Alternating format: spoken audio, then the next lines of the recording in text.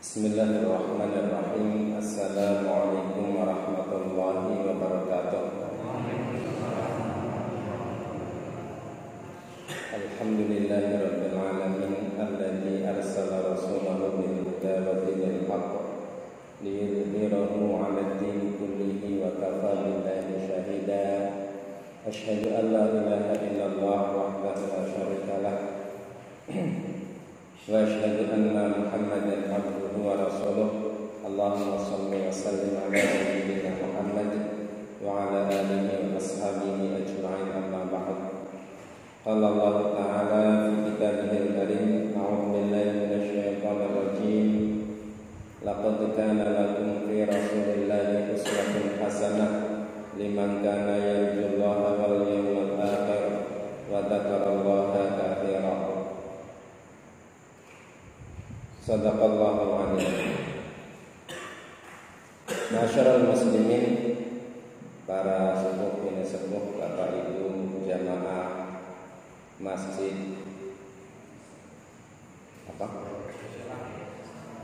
Darussalam, Baitussalam, Desa Limbangan di telatah perubahan. Mudah-mudahan kita semuanya diberikan rahmat oleh Allah Subhanahu wa ta'ala. Pertama-tama puji syukur kita kehadirat Allah Subhanahu wa ta'ala atas karunia dan rahmatnya kepada kita sekalian. Pada malam hari ini kita sekalian masih diberikan kenikmatan kesehatan, juga kesempatan nikmat iman wal Islam, sehingga kita dapat menghadiri majelis taklim yang secara rutin sudah diselenggarakan oleh takmir dan jamaah sekalian. Bapak Ibu sami sehat? Alhamdulillah. Masalah yang anak-anak di Padang Reges jamaah tadi kata sing pada pengen flu Bapak Ibu rahimakumullah, pada malam hari ini kita akan melanjutkan bahasan kita tentang sirah nabawiyah. Kita akan mulai dari periode pertama, yaitu min hayati Rasulullah sallallahu alaihi wasallam, dari kehidupan Rasulullah sallallahu alaihi wasallam. Jadi pembahasan sirah ini nanti ada dua periode. Yang pertama adalah periode sebelum kenabian, dari Nabi lahir sampai umur 40 tahun. Yang kedua adalah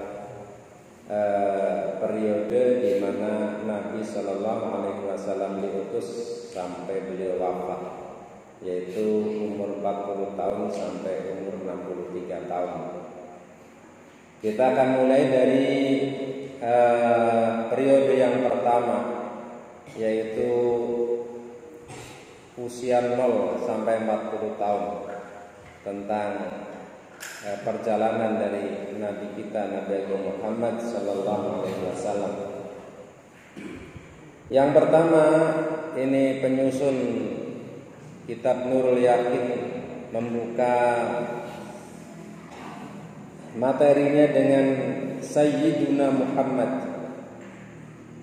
Artinya adalah Nabi agung kita, Nabi Muhammad, ya. Di Sayyid ini biasanya dipakai untuk kata penghormatan, kalau orang Inggris mungkin Mister, ya. Kalau kita ya bapak, atau tuan, ya. Nah, kalau di persidangan biasanya yang mulia, para hakim, anggota dewan dan lain-lain.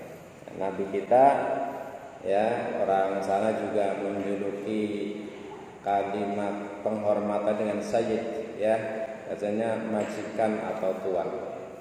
Sayyiduna Muhammad, Bahasa gampangannya Nabi kita Muhammad sallallahu alaihi wasallam.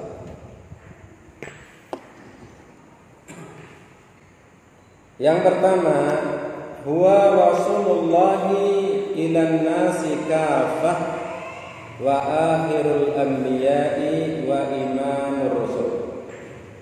Nabi Muhammad itu adalah, beliau itu adalah Rasulullahi ilan nasi kafah, utusan Allah atau Rasulullah ilan nasi kafah, kepada seluruh umat manusia.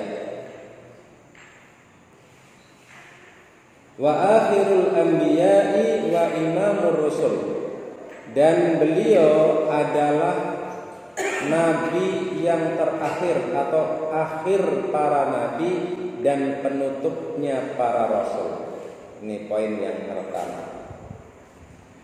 Yang kedua, jaa bid-dinil Islam alladzi la yaqbalullahu yaumal qiyamati dinan ghairah. Beliau datang dengan membawa ajaran atau ideologi atau agama Islam, di mana dengan agama Islam itu Allah nggak akan menerima agama apapun selain Islam pada hari kiamat. Yang dibawa Nabi itu Islam, yang mana Islam ini adalah sebuah agama sempurna paripurna, agama Allah yang dengan Islam itu Allah nggak menerima agama selainnya besok di hari kiamat. Wa huwa min nasli sadati Quraisy asyrafi qabilatin fi Makkahal Mukarramah. Dan beliau Nabi Muhammad sallallahu alaihi wasallam adalah keturunan bangsa Quraisy. Apa itu bangsa Quraisy? Asyrafi qabilatin fi Makkahal Mukarramah. Quraisy itu adalah sebuah suku yang paling mulia di Makkah Al-Mukarramah. Yang keempat, wa yattasilu nasabuhu bi Ismail bin Ibrahim alaihi wassalam. Adapun nasab beliau adalah bersambung kepada Nabi Ismail bin Ibrahim alaihi wassalam. Ya, semoga keselamatan kepada beliau Nabi Ibrahim dan Ismail. Ini diantara poin tentang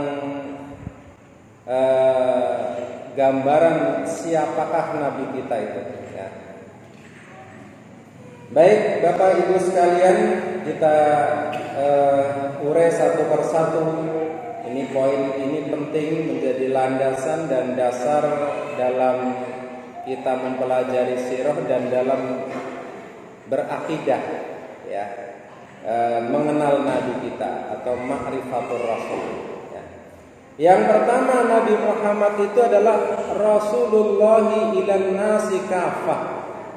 Nah, ini poin yang penting yang harus kita catat, bahwa Nabi Muhammad itu adalah utusan Allah atau Rasul Allah kepada seluruh umat manusia. Nah, gitu. Ya.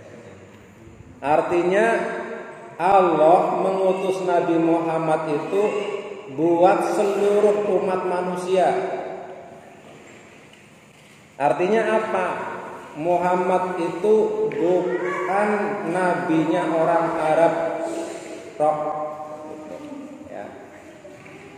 Bukan nabinya orang Timur Tengah rock. Tetapi Muhammad itu diutus untuk seluruh umat manusia, ya, dari timur ke barat, dari kutub utara ke selatan. Nah, itu, ya, ke seluruh penjuru dunia, ke seluruh umat manusia. Pokoknya ada bayi lahir itu nabinya Muhammad itu. Yang sah itu ada dipakai itu adalah mengikuti Nabi Muhammad. Nabi Muhammad diutus untuk mereka yang terlahir setelah Nabi itu, ya, yang terlahir itu nabinya adalah Muhammad. Ya. Kalau nggak bernabikan Muhammad nggak sah, ya, di hadapan Allah, di hadapan manusia sah-sah saja, ya, di hadapan Allah. Karena Allah itu sudah menurunkan Nabi yang paripurna, disebut sebagai akhirul anbiya, Nabi yang terakhir, dan kerasulan itu ditutup dengan kerasulan Nabi, ya, kerasulan Muhammad. Ya. Dan Allah sudah mengabadikan tentang hal tersebut, ya, di dalam Al-Quran. Nih di antaranya di dalam surah Saba ayat 30 ayat 28. A'udzu billahi minasyaitonir rajim. Wa ma arsalnaka illa kaffatan lin-nasi basyiran wa nadhira walakinna aktsaran nasi la ya'lamun. Dan kami tidaklah mengutusmu wahai Muhammad illa kafatan linnas, kecuali untuk seluruh manusia, basyiran wa nadhira, sebagai pembawa berita gembira, ya, berupa surga, wa nadhira, dan pemberi peringatan berupa azab Allah Subhanahu wa taala. Walakinna aktsaran nasi la ya'lamun, tetapi kebanyakan manusia itu enggak paham, enggak pada tahu. Sehingga sensus penduduk, ya, dunia konon, ya, sekarang ini jumlah penduduk di bumi, ya, yang di bumi, ya, jumlah kepala di bumi itu sekitar 6 sampai 7 miliar manusia, ya. Dari 6 miliar manusia itu yang menjadi pengikut Nabi itu sekitar 2 miliar. Wa aktsarun nasi la ya'lamun. Kebanyakan manusia itu tidak mengetahui. 4 miliar manusia tidak mau mengakui dan bernabikan Muhammad. Ada yang nggak punya nabi, ya, ada yang punya nabi selain Nabi Muhammad. Padahal Nabi Muhammad itu diutus untuk mereka semuanya.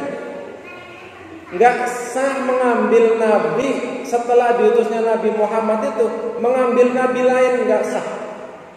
Meskipun itu nabi-nabi yang sudah diutus, tapi Nabi Isa, Nabi Musa, ya, itu kan nabi-nabi Allah juga. Iya. Sebelum diutusnya Nabi Muhammad sah mereka jadi pengikut Nabi. Tetapi setelah Nabi Muhammad terlahir, maka semuanya menjadi batal, ya, tidak sah mengikuti Nabi kecuali Nabi Muhammad Sallallahu Alaihi Wasallam. Ini harus menjadi keyakinan, ya, bahwa kalau tidak mengikuti Nabi, kalau nabinya bukan Nabi Muhammad, otomatis dalam pandangan Allah dia tersesat, dia menyimpang. Karena Allah sudah menurunkan ini utusan Allah terakhir, ini harus diikuti. Ini untuk seluruh umat manusia. Kalau nggak mengikuti, ya silahkan saja, ya, tetapi resiko ditanggung sendiri, ya. Ini Nabi Muhammad, beliau ini adalah merupakan Nabi yang terakhir, Nabi akhir zaman.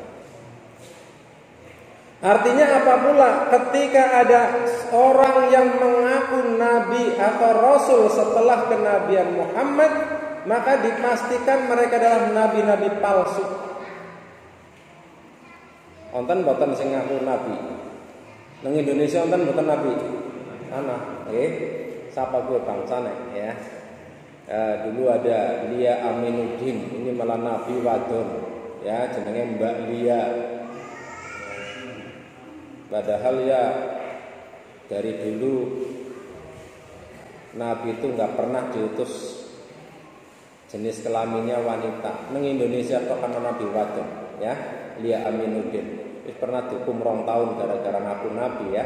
Tapi ada pengikutnya loh ya.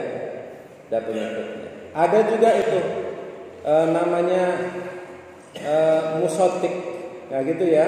Itu juga ngaku jadi nabi dan ada pengikutnya. Juga sudah kena kasus ya, penodaan agama ya. Dan banyak nabi di Indonesia itu banyak. Bahkan bukan cuma di Indonesia, setelah nabi wafat saja itu banyak orang-orang Arab yang ngaku nabi. Salah satunya adalah Musailamah al-Kadzab. Musailamah ini termasuk nabi yang sangat terkenal, tapi nabi palsu ya, yang diperangi habis-habisan ya oleh sahabat nabi ya. Ini tidak sah setelah kenabian Muhammad ada nabi lagi, itu udah nggak sah. Allah nggak ngutus lagi. Kalau ada nabi atau orang ngaku nabi itu mesti nabi KW, itu mesti nabi palsu. Nggak mungkin ori ya. Yang ori itu nabi itu sudah ditutup oleh kenabian Muhammad. Setelah itu sudah nggak akan ada nabi lagi.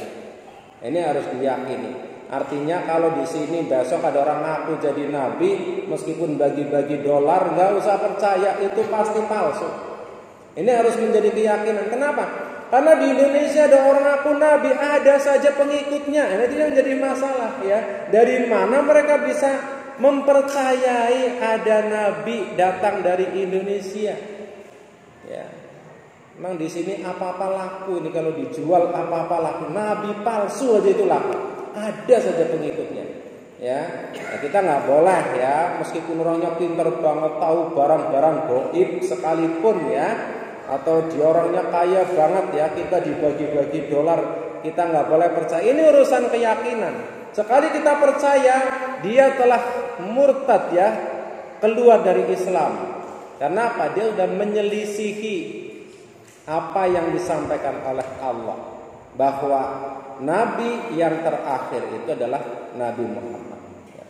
Itu firman Allah sudah jelas dan tegas menyatakan wa ma arsalnaka illa kafatan linnas, dan kami Allah tidak mengutusmu Muhammad kecuali untuk seluruh umat manusia. Ya, ini harus dipahami bersama-sama agar ketika ada rumor nabi akhir zaman ya mengaku nabi, kita nggak akan percaya lagi ya. Kemudian Allah juga pernah menyampaikan di dalam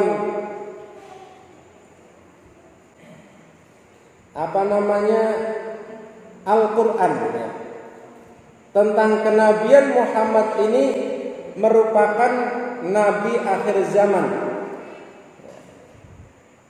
Kata Allah, wa ma Muhammadun illa rasul qad khalat min qablihi rusul. Ya. Afa immata aw qutila qalabtum ala aqabikum. Ya. Wa ma Muhammadun illa rasul, dan tidaklah Muhammad itu kecuali seorang rasul. Ya. Jadi kerasulan Muhammad ini dinas oleh Allah ya di dalam ayat-ayatnya.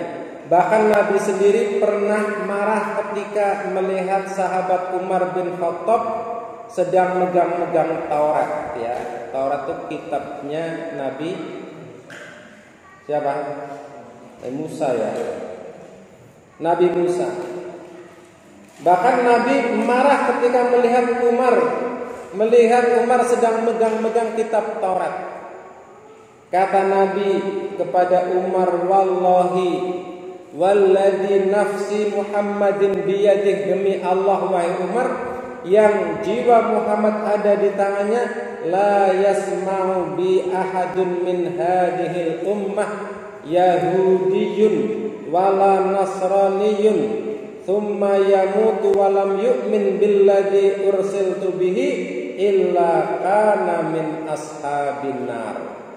Demi Allah yang jiwa Muhammad ada di tangannya, bahwasanya la yasma'u bi, aku tidak mendengar min hadhil ummah, dari umat ini, baik Yahudi maupun Nasrani, yang kemudian dia mati dan dalam keadaan tidak mempercayai aku, kenabianku, ya, tidak beriman dengan apa yang aku bawa, illa kana min ashabin nar, maka dipastikan dia termasuk ashabin nar, penghuni neraka. Nah, gitu, ya. Jadi Bapak Ibu sekalian, kenabian Muhammad ini adalah secara paten sudah ditunjukkan oleh Allah Subhanahu wa taala, sehingga ini menjadi kesepakatan kaum muslimin, para ulama kaum muslimin, bahwa Muhammad ini adalah nabi akhir zaman. Tidak sah mengambil nabi selain Nabi Muhammad dalam pandangan Islam, ya, kecuali dia adalah orang yang tersesat. Yang kedua, Nabi Muhammad sebenarnya diutus ke bumi ini membawa apa? Itu yang jadi pertanyaan bagi kita sekalian. Ini penting untuk dijawab agar kita tidak salah paham. Apa yang dibawa oleh Nabi? Ja'a bid-dinil Islam, bahwa Nabi Muhammad itu datang ke muka bumi ini dengan membawa sebuah ajaran yang namanya Islam. Ad-din, ya, itu ada yang memberikan makna aturan atau undang-undang atau hukum-hukum, ya, atau dalam bahasa lain disebut dengan ideologi, ya, yang dinamakan Islam, namanya itu Islam. Jadi aturan-aturan yang diberi nama Islam, ya. Nah, di dunia ini kan banyak aturan, ya. Ada Nasrani kan punya aturan sendiri, ya. Ada Yahudi punya aturan sendiri, ya. Dan tiap-tiap negeri juga punya aturan-aturan sendiri, ya. Namanya berbeda-beda, ya. Nabi sendiri diutus ke bumi ini dengan membawa sebuah ajaran yang berisi aturan-aturan kehidupan yang namanya Islam. Bahasa lain, beliau datang membawa agama Islam, ya. Islam siapa? Islam itu isinya aturan-aturan kehidupan, ya. Dari bangun tidur, ya, sampai tidur lagi, Islam punya aturan itu. Dan itulah Islam, ya. Makan tangan kanan itulah Islam, ya. Pakai sandal kaki kanan, itulah aturan Islam. Mau ke WC kaki kiri, ya, itulah aturan Islam. Jadi Islam itu isinya aturan-aturan, dan Nabi yang membawa. Jadi Nabi itu diutus oleh Allah dengan membawa satu ajaran namanya Islam, yang kalau kita mengikutinya kita akan selamat, ya. Yang mana agama ini adalah agama yang sah di sisi Allah Subhanahu wa taala sebagai agama manusia.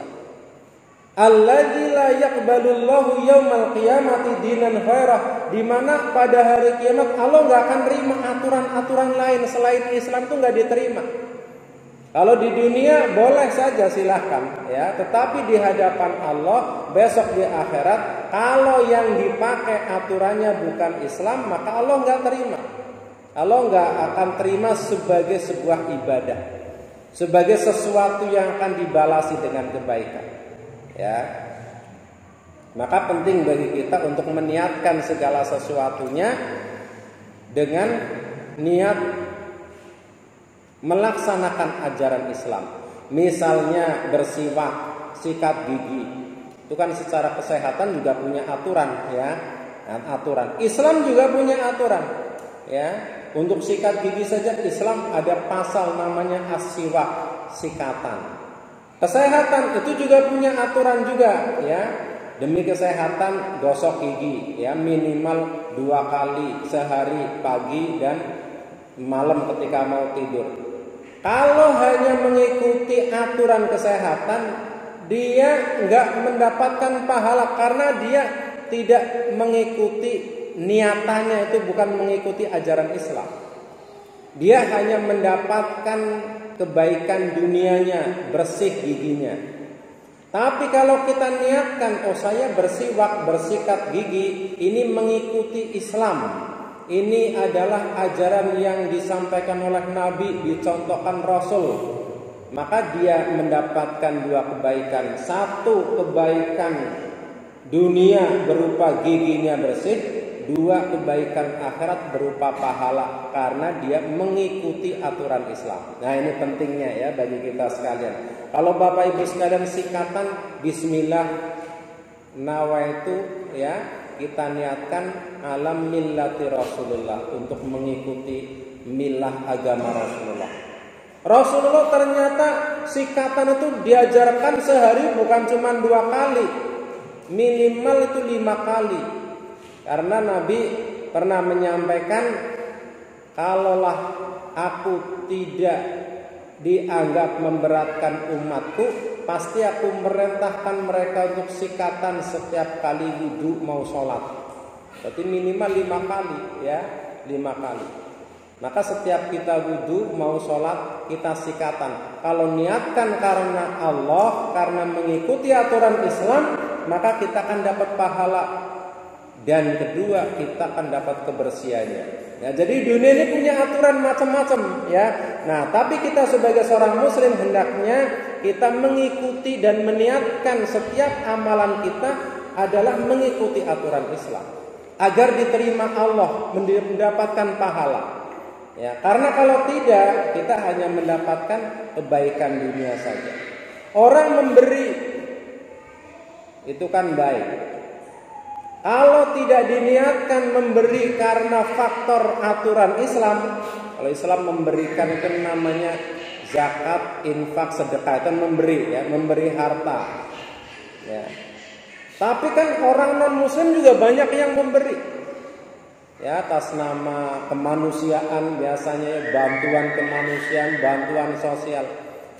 Kalau tidak berdiri di atas aturan Islam, Allah juga enggak terima. Maksudnya enggak menerima amalannya besok di akhirat. Di dunia dia mendapatkan nama, orangnya baik. Tapi di hadapan Allah enggak ada catatan. Kenapa? Karena dia memberi motivasinya adalah kepentingan pribadi.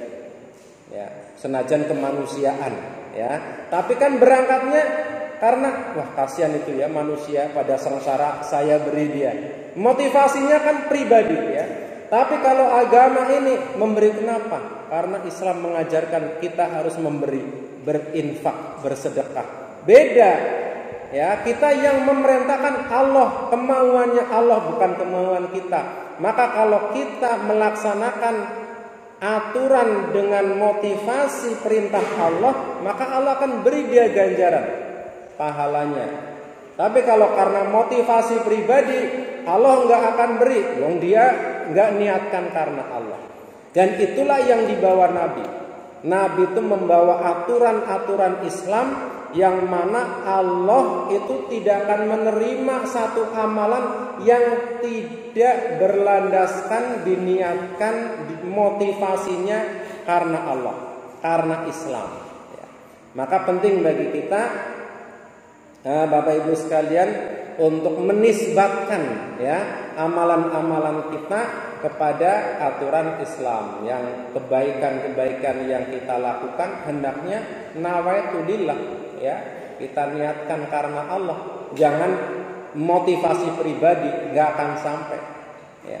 Nah, Bapak Ibu sekalian, agama secara keseluruhan Allah sudah menyebutkan di dalam Al-Qur'an, Inna dina indallahil Islam.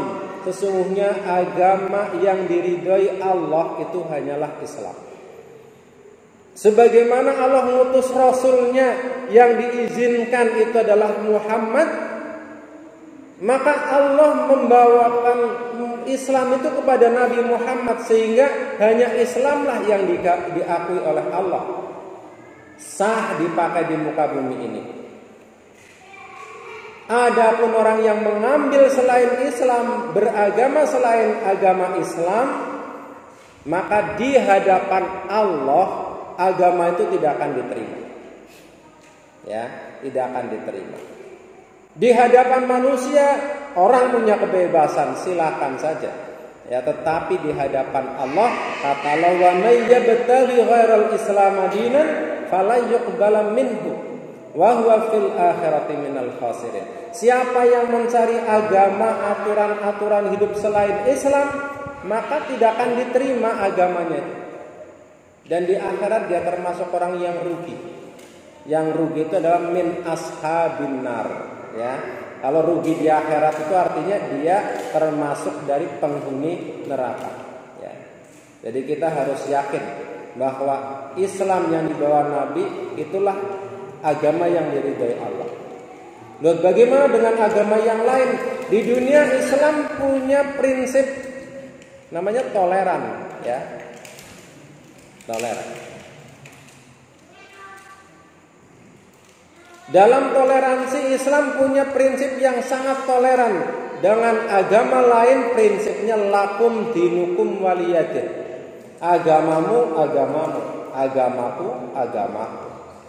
Aku yakin inilah agama yang benar diridhai oleh Allah. Ya, adapun kamu silakan, ya. Maka keyakinan ini harus terpatri dalam hati kita. Karena hari ini ada paham-paham yang ingin menghancurkan pemahaman Islam kita, ya, yaitu paham sekuler atau paham pluralis, ya, pluralis. Yang menganggap semua agama itu benar, semua agama itu baik, ya. Jadi apa namanya? Nanti semua orang yang baik dia akan masuk ke dalam surga gitu, ya. Karena semua agama itu benar, semua agama itu baik, ya. Sehingga memberikan apa gambaran, ya, kalau kita nggak yakin dengan agama kita. Kalau semua agama baik berarti kita boleh milih agama yang lain, ya. Karena itu juga baik, itu juga benar, itu juga nanti masuk surga, ya. Ini kalau berkembang dan diyakini oleh kaum muslimin, itu agama kaum muslimin itu bisa hilang. Kenapa? Karena orang akan memilih agama yang lain. Kalau memang yang lain juga bisa masuk surga, kita mungkin bisa pilih yang lain, ya. Kita kan sholat sehari 5 kali, harus ke masjid. Rasanya repot, ya. Tapi kan supaya masuk surga, ada nggak jalan masuk surga yang lain yang nggak seribet ini? Ada. Agama lain ngibadahnya seminggu cuma sekali, bisa masuk surga juga. Wah, itu kayaknya enak itu, ya.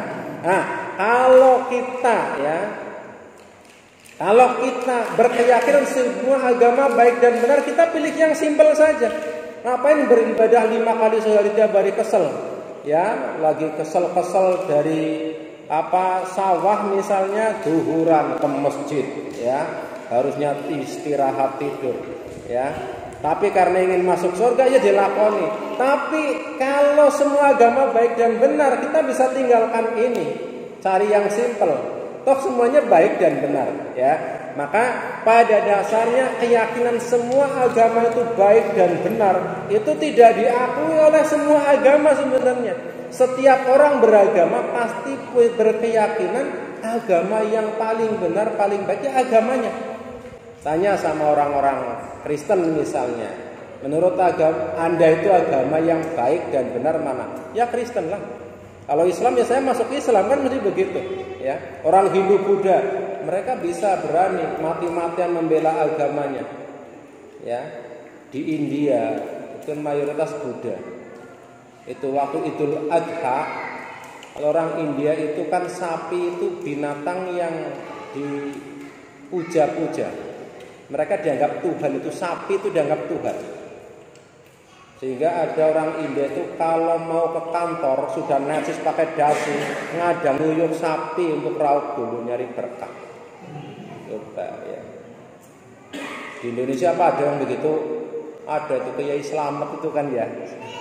Kalau keluar itu teleponge benggo rebutan, ya, seret berkah, go penglaris, go pesugihan. Padahal ora sugih-sugih, ya, tekan aja wae. Nggo pesugihan temenanan ya mesti ora dedokno ora ya kan teleponnya ya kan. Enggak masuk akal. Di India itu gara-gara Idul Adha orang muslim kan korbannya sapi, nyembelih sapi. Dianggap nyembelih Tuhan mereka. Bahkan itu orang-orang muslim dibantai. Kenapa? Karena dianggap nyembelih Tuhan. Ya mungkin secara psikologi kita bisa menerima ya. Loh Tuhan disembelih itu kan penghinaan. Tapi kita menganggap sapi ini bukan Tuhan. Tuhan kita kan Allah ya. Bagi kita nggak masalah, bagi mereka sangat masalah ya. Bahkan sampai hari ini ya, kalau lihat di YouTube ya, sekarang itu di India itu wanita-wanita mau pakai jilbab ke sekolah itu nggak boleh. Ya sudah dapat sekolah kan jilbabnya diambil semua taruh di tas, ya nggak ada kebebasan, ya kebebasan. Ya. Nah, Bapak Ibu sekalian, maka kita harus yakin dengan agama kita. Orang lain saja yakin dengan agamanya. Bagaimana kita mau berprinsip semua agama baik dan benar.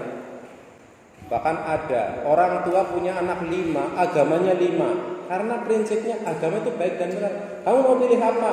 Saya Kristen, ya monggo. Kamu? Saya Buddha saja. Oh ya monggo. Oh, ini agama ini bukan rujak cingur ya, bukan rujak bebek yang apa-apa bisa. Kita harus punya keyakinan. Kalau kita punya keluarga, ya jaga keluarganya kita, anak keluarga agar tetap menjadi muslim.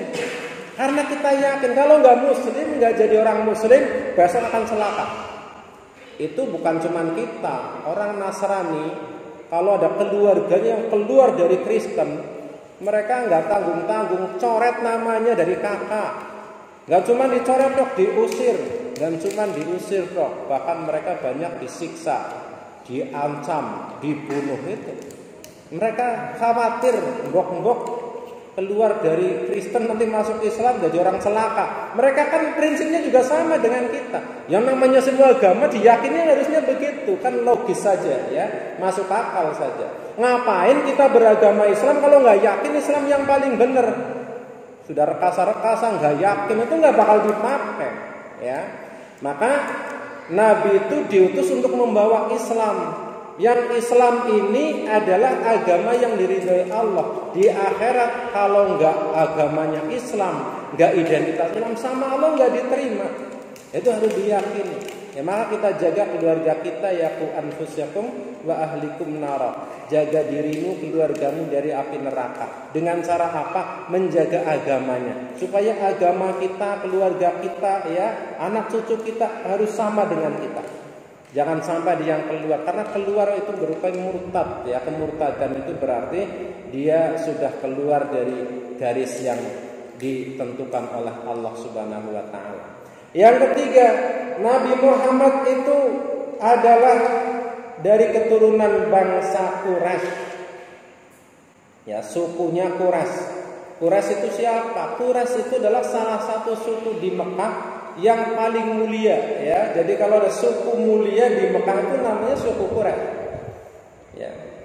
Jadi bukan sembarangan. Nabi itu terahnya itu bukan sembarangan, terahnya itu terah mulia ya. Meskipun Nabi lahir dalam keadaan yatim, mungkin tidak kaya, tetapi secara nasab Nabi itu orang mulia. Jadi nggak ada Nabi itu keturunan orang cepetan, itu nggak ada. Setiap Nabi itu turunannya orang-orang mulia. Sukunya suku paling mulia ya. Kalau darah-darahan di Jawa ini ya darah biru ya, bukan sembarangan ya. Nabi itu dari suku Quraisy. Suku Quraisy itu di sana termasuk suku yang paling mulia. Para pengurus Ka'bah itu dari suku Quraisy. Ya, paman beliau orang-orang berpengaruh. Ada Abu Thalib, ya, mana Abu Jahal, Abu Lahab, ya, Hamzah. Itu orang-orang berpengaruh dari suku-suku Quraisy. Yang memegang kendali takmir Ka'bah itu adalah kakeknya Nabi. Namanya Abdul Muthalib dari suku Quraisy. Ya, jadi orang-orang terhormat ya, orang-orang yang disegani dan dimuliakan di sana di Mekah itu adalah suku Quraisy. Kemudian yang berikutnya nasabnya itu nasab Nabi itu posisinya gimana ya? Maka di sini disebutkan bahwa nasab Nabi itu bersambung kepada Nabi Ismail dan Nabi Ibrahim alaihissalam ya. Jadi kalau keturunan ya, itu kan dari Nabi Ibrahim punya 2 putra namanya Ismail dan Nabi Ishak ya. Nih, dari jalur Nabi Ismail ini turun temurun ini nanti lahirlah Nabi kita, Nabi Muhammad. Ya. Kalau jalur Nabi Ishak ya, itu kan nanti yang turun temurun ya, itu dari bangsa Yahudi ya, dari bangsa Yahudi ya. Maka silsilah kenabian Muhammad ini itu sejalur dengan silsilahnya Nabi Ismail dan Nabi Ibrahim. Sehingga agama yang dibawa Nabi itu banyak turunan dari Nabi Ibrahim ya, turunan-turunan dari Nabi Ibrahim, syariat-syariat yang dibawa. Bahkan Nabi Muhammad ketika beribadah di Gua Hiro itu kan sebenarnya belum ada tuntunan pasti ya. Tapi Nabi Muhammad tuh sholat beribadah di Gua Hiro. Itu mengikuti ibadahnya siapa? Itu mengikuti ibadahnya Nabi Ibrahim. Ya, jadi bukan nabi-nabi yang lain ya. Maka kalau dalam Islam ada sunat gitu ya, atau khitan, itu pada sejarahnya khitan itu adalah sejarah yang dimulai semenjak Nabi Ibrahim ya. Itu kan sejarahnya Nabi Ibrahim dikhitan ya ketika umur 80 tahun ya kalau nggak salah ya. Jadi syariat itu temurun juga ya, turun juga kepada syariat Nabi kita. Menjadi sunnah fitrah dalam ajaran Islam adalah berkhitan ya, baik laki-laki maupun wanitanya ya. Kemudian hukuman gitu ternyata bawa juga ya, hukuman ya. Hukum-hukum ya di dalam ajaran yang dulu dibawa Nabi Ibrahim sebagian diturunkan kepada Nabi Muhammad. Haji misalnya, itu haji kan orang Islam Pak ya, itu di Ka'bah, itu haji itu ritualnya itu semuanya itu adalah ritual-ritual yang dulu dilaksanakan oleh Nabi Ibrahim dan keluarganya. Ya, ada berlari dari Sofa dan Marwah, itu kan dulu waktu ibunya Ismail ya berlari mencari air ya, kemudian ada air Zam-Zam. Nah, itu adalah mukjizatnya Nabi Ismail ya yang masih bayi ya. Kemudian tawaf ya, kemudian Ka'bah sendiri itu kan yang membangun juga Nabi Ibrahim, Hajar Aswadnya. Jadi banyak turunan-turunan syariat Nabi Ibrahim yang diturunkan pada Nabi Muhammad ya. Oleh karena itu secara garis keturunan ya, itu Nabi kita itu sejalur ya, sejalur keturunannya ketemunya nanti dengan Nabi Ismail bin Ibrahim. Artinya bukan Nabi Ishak bin Ibrahim ya, tetapi dari Nabi Ismail dan Ibrahim. Bapak Ibu sekalian, saya kira ini ya 4 poin penting bagi kita untuk mendasari pemahaman kita terhadap diutusnya Nabi, bahwa pertama Nabi Muhammad itu adalah nabinya seluruh umat manusia. Kalau yang mau ngikuti insya Allah selamat, kalau enggak Allah enggak akan terima itu ya. Nabi Muhammad adalah nabi terakhir dan penutupnya para rasul. Artinya setelah itu enggak ada nabi lagi. Kalau ada orang ngaku nabi, pasti nabi palsu. Yang ketiga, Nabi Muhammad diutus membawa agama Islam, agama yang diridhoi oleh Allah. Selain itu tidak akan diterima Allah di hari kiamat. Kalau di dunia itu sehukum dunia, ya bebas, lakum dinukum waliyadin. Yang keempat, bahwa Nabi Muhammad ini adalah keturunan suku mulia di Mekah, namanya suku Quraisy. Dan yang terakhir, nasab Nabi ini bersambung kepada nasabnya dengan Nabi Ismail bin Ibrahim alaihissalam. Saya kira itu yang dapat kita sampaikan, lebih kurang mohon maaf. Billahi taufiq wal hidayah. Wassalamualaikum warahmatullahi wabarakatuh.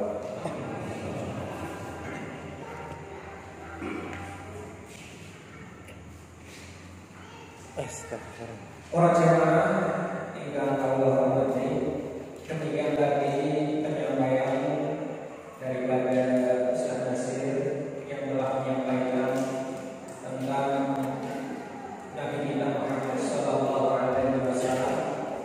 Barangkali dari penyampaian tadi ada yang masih bingung ataupun kurang tahu ataupun ingin tahu, para jemaah diberikan kesempatan untuk bertanya. Pertama adalah dari bapak-bapak dan yang kedua adalah dari ibu-ibu. Ya, silakan yang pertama dari bapak-bapak. Ibu-bapak seperti itu.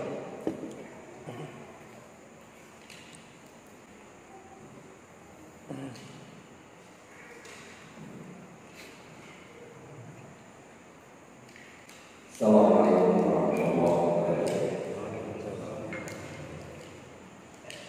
Saya ingin bertanya pertama adalah bagi turun Nabi yang saya tanyakan pertama adalah tadi Islam adalah aturan-aturan. Yang saya tanyakan adalah apa artinya daripada Islam? Ada yang mengatakan Islam adalah selamat, itu yang pertama. Yang kedua, sebelum Isra Mi'raj karena belum ada sholat 5 waktu. Dan ketika itu Rasulullah itu untuk beribadah itu bagaimana? Yang ketiga, Islam ada orang yang namanya ahli kitab itu kok dihalalkan untuk bernikah dengan muslim, itu bagaimana dasarnya? Sekian, assalamualaikum warahmatullahi wabarakatuh.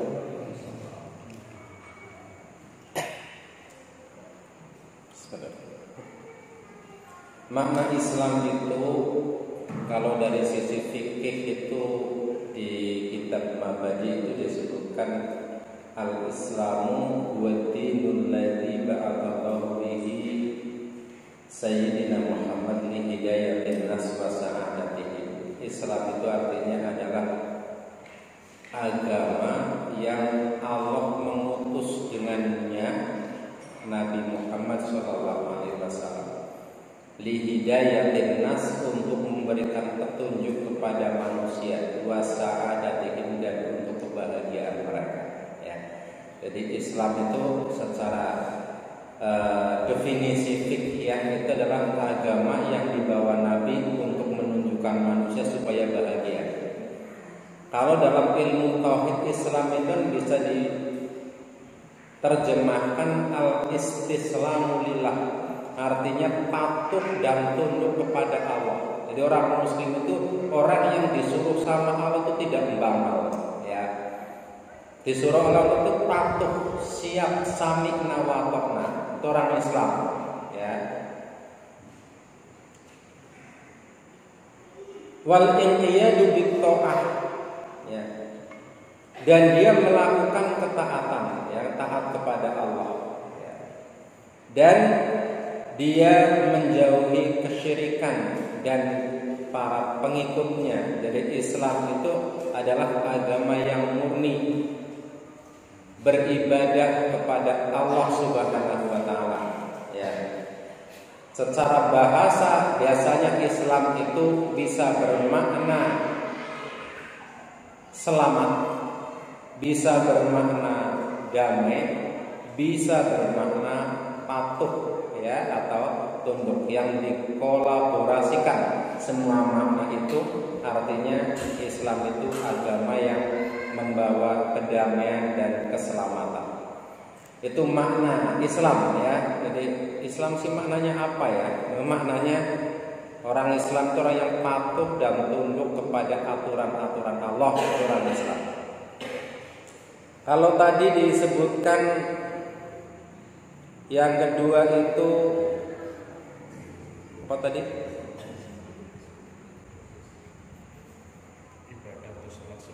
Oh iya, ya sholat sebelum Islam.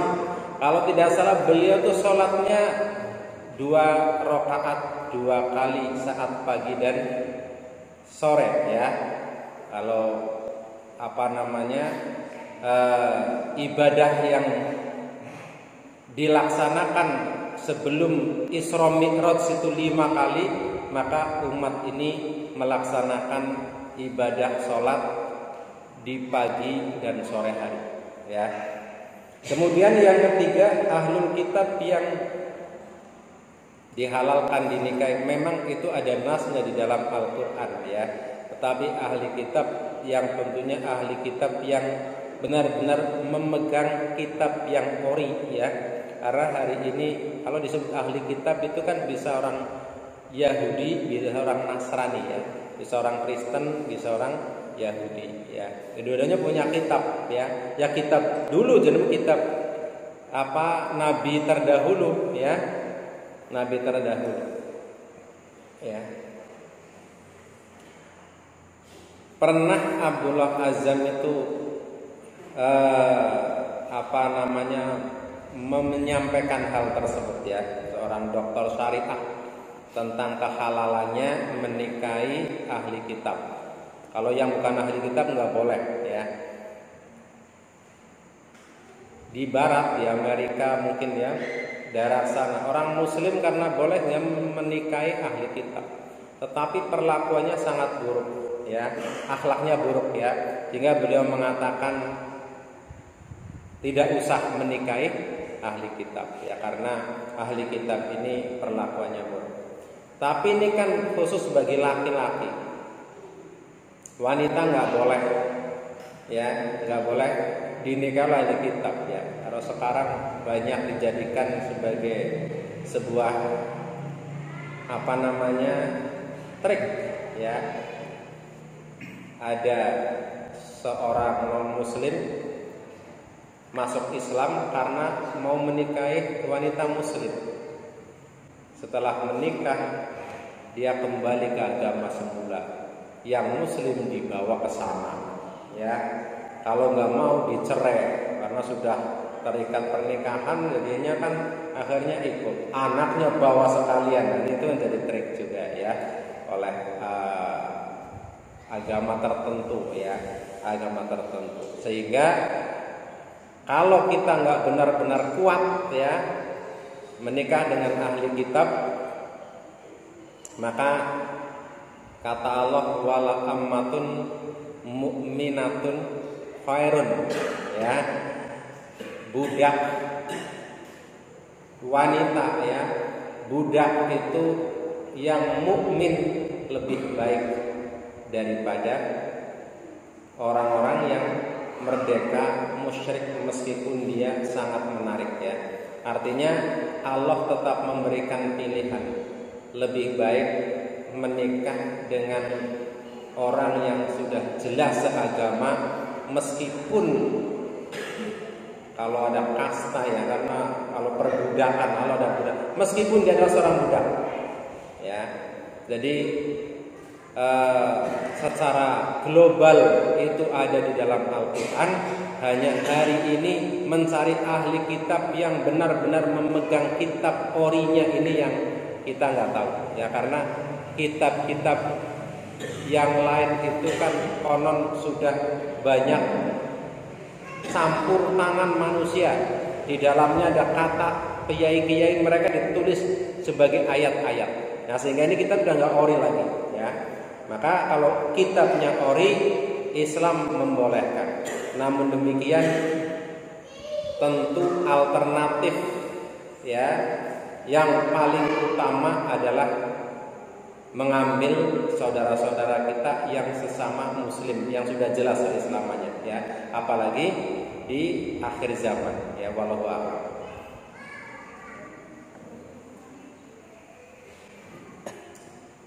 Demikian Kak Krisno pun jelas ya. Cuma ibu-ibu ini kesempatan kangge tanggal menawi dan gamblang yang jelas mohonipun tanggapan setunggal ibu.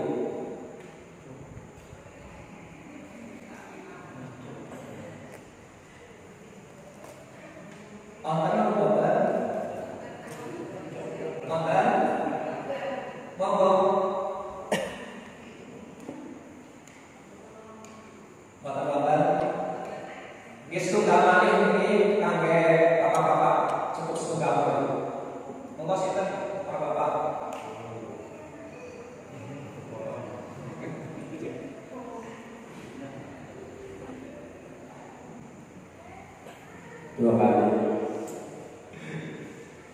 Dan saya tanyakan ada hadis innamal itu diutamkan pada akhlak. Berarti Rasulullah SAW diutus oleh Allah untuk menyempurnakan akhlak. Dan yang dimaksud akhlak ini akhlak yang ditaksanakan oleh Rasulullah. Sekian, assalamualaikum warahmatullahi wabarakatuh.